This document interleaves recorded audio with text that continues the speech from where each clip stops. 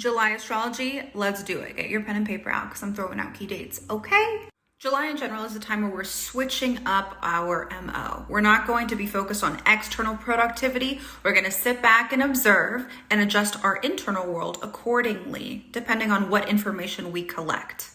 On July 1st and 2nd, we're going to feel a gravitational pull towards things that we have been working on behind the scenes. And suddenly there is this wave of optimism and expansion that almost tastes too good to be true.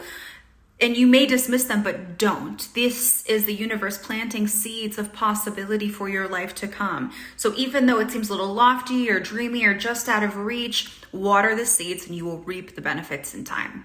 On July 3rd, we have the full moon in Capricorn. I made a full video of this. You can find it on my YouTube channel. The link is in my bio.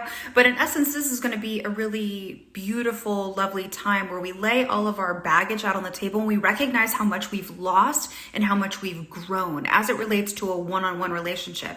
This is also going to be a time where you are going to admire and appreciate the people in your life who've helped you arrive to this space. You are laying down karmic burdens, but we're not quite through with it yet. This is just the first time in a long time where we feel as if we've made honest progress.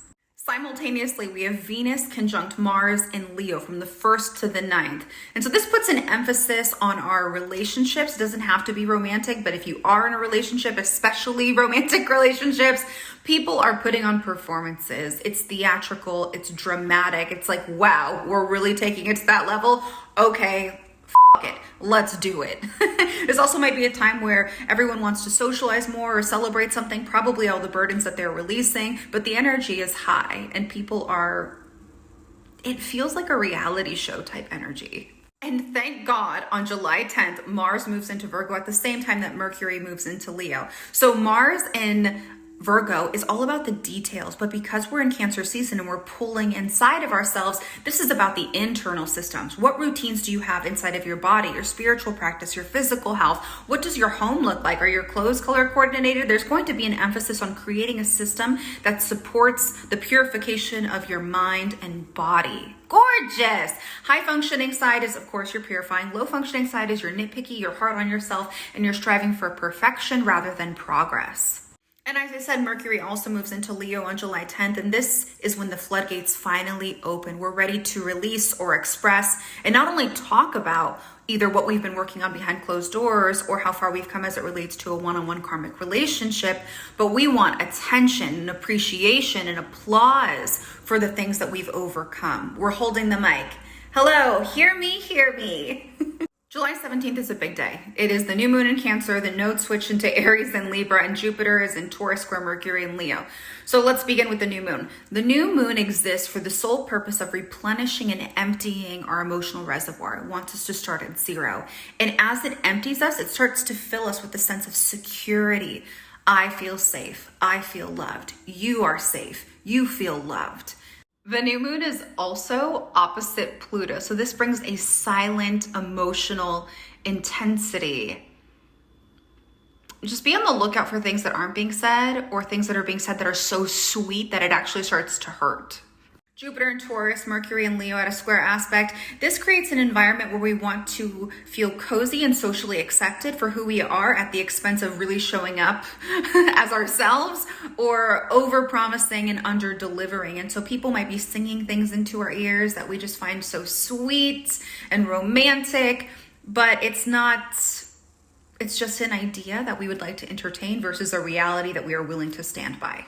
I'm still talking about July 17th. So Aries and Libra, the nodes move into those signs. If you have any placements in Aries and Libra, it would serve you well to either do your research or work with an astrologer so you can lay out the specific lessons and where they land in your life. But in general, collectively, you're going to see things on social media talking about either codependency or autonomy. It can be very black and white. And what we want to strive for is not hyper independence or not codependency, but interdependence.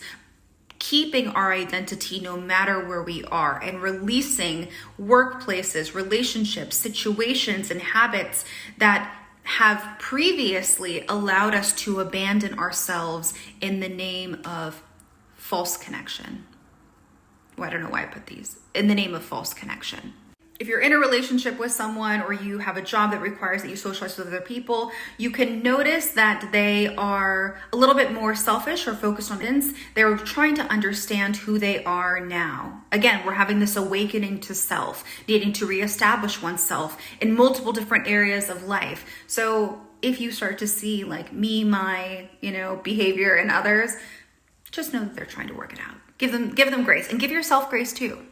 I will probably make a full ass video about just Aries and Libra in the nodes because it's a big deal.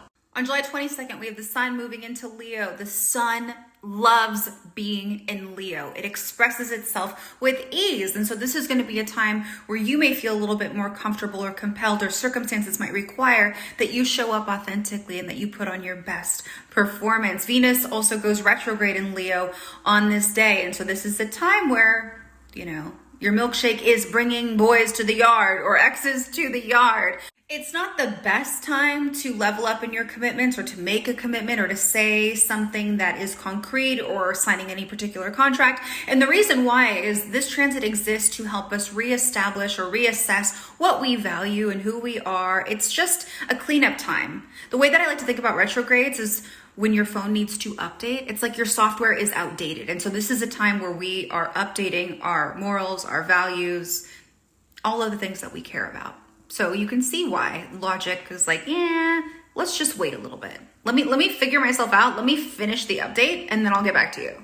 On July 26th, we have Venus retrograde conjunct Mercury. And this is going to be a time where the feels for the past are strong. Nostalgia is heavy. And not only is it heavy, it's fiery. So if there are any outstanding, any unfinished conversations, you may expect that you either want to pop in on that conversation or someone's going to want to pop in and talk to you. Who knows? Again, as tempting as it may be, this is not a time to re-enter a relationship with someone from the past. I mean, free will, do whatever the fuck you want. If the soulmate calls, you can go running. But more so, this energy is about detangling the emotional knots within. That's why the transit exists. It's like, oh, there's a knot in my hair. I should probably brush it out. Thank you. We have tons of fire in the sky, so it will be hot and heavy and passionate, but the flame will eventually burn out and you'll recognize that you did that from a destabilized place. Okay, next.